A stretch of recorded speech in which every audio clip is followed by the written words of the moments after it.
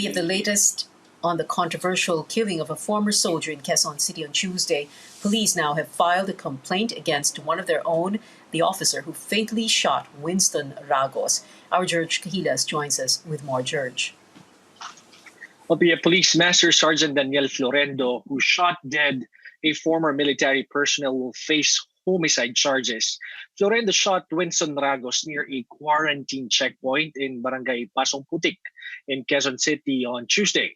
Ragos was diagnosed with post-traumatic stress disorder when he was still in the military service. He supposedly violated quarantine rules, and the argument with authorities ended up in a bloody incident. The shooting was caught on a security camera footage, the one that we're showing right now. Florendo and 4 police trainees are now under the custody of the Quezon City Police District at Camp Karingal. The Ragos family refused to comment on this development as they mourn for the loss and attend to funeral arrangements. Back to you. George, let's clarify this. The 4 police trainees with with Florendo at that time, hindi sila sinama sa kaso. Well, that's correct, Pia. No? The Quezon City Police Chief, Brigadier General Ronnie Montejo, says investigators did not see any conspiracy among the suspects and 4 police trainees.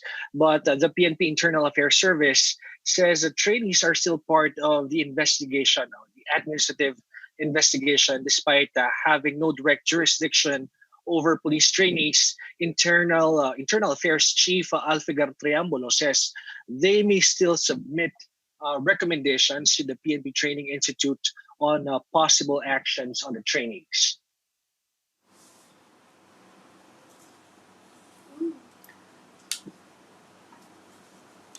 George, what about the police officers' handling of that situation? Did they violate or break SOP, standard operating procedures?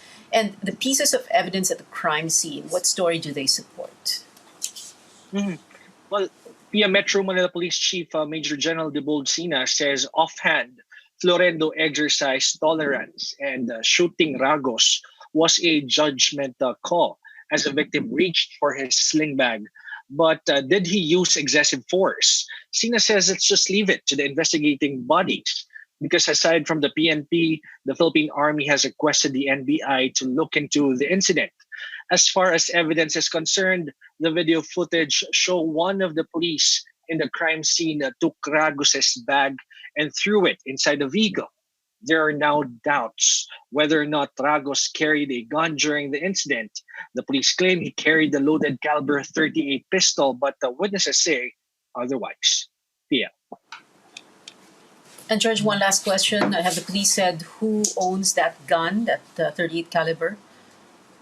Well, it's actually, the gun has no serial number. So they're still doing ballistic tests and some forensics on that. And soon, they said that they will give us a report as to their findings in relation to that gun, Pia.